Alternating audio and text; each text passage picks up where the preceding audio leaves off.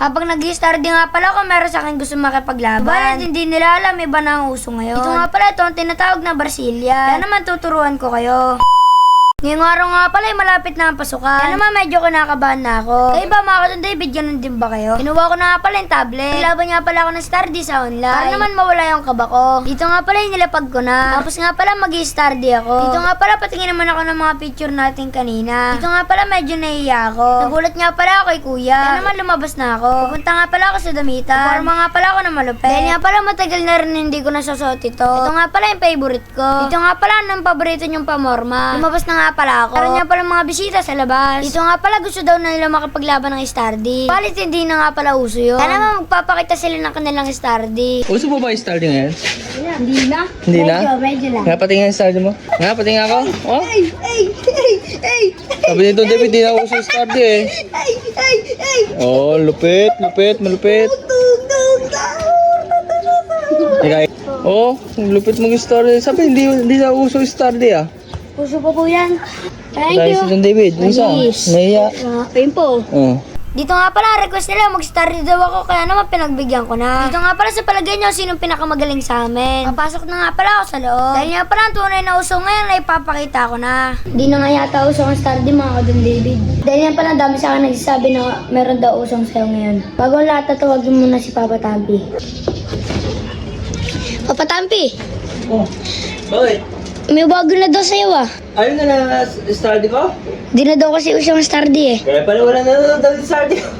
Nag-study na ako dito eh. Wala pala nanonood sa akin. Nilipat-lipat nila.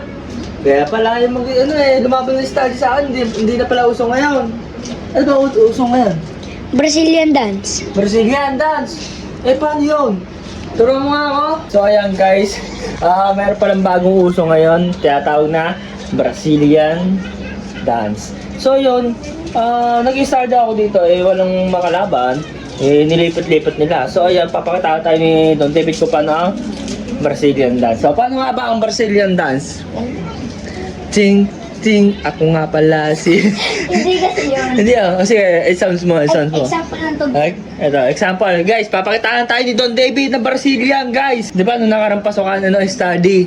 Puro study. Ito daw uso ngayon. Paangasan ng Brazilian, guys. Hindi na rin ako marunong mag-dive eh. Ayan, hindi ka naman mag-dive, oh. Iba na. Ayan na, guys, oh. Nandito. Ayan na. Papakitaan kayo, ha. Dati ang galing ko mag-dive. Magaling kang mag-dive dati. Ngayon, Wala na. hindi na uso, eh, no? Wala na makalaban, eh, no? Ayan, guys, papakitaan tayo ni Don David ng Brazilian. Ayan. Ayan na, guys. Papakitaan na tayo. Sabayan nyo, ha. Uy. Hello. Uy. Uy. Uy, uy, uy. Uy. Uy. Uy. Oh, panis. Grabe, panis, guys. Ano, ikaw, kaya mo yun? Ayan, sitapan naman. Hey. Oh, galing. Brazilian guys yan? Oo. Pati ba tunog? Nagdadive. Galing. Eh pala uso nga yan, guys. Grabe ngayon ko na nakakalaman. Ayan na, guys, oh. Hindi ako marunong. Ayan, papakita tayo ng David, guys, oh. Guys, labag nyo nga yung mga video ng Brazilian. Paangasan kayo. Ayan, sabay yung dalawa, sabay, oh. Ayan na. Hello. Oh?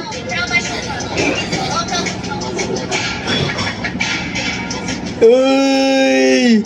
Oh, galing! Oh, galing tampo, guys! Pati pa! Oh, ayan. Ayan na. Gagaling nga nito David, oh. Yun, oh. Oh! Oh! Hello. Oh, yan. Siyempre uso ngayon. Study ako ng study. Yung pala uso ngayon Brazilian. Kaya pala walang makalaban. Grabe naman. O ano masasabi mo? Ha? Habang na lang ganun. Dito na ang istorya. Kalabanan nyo si Don David.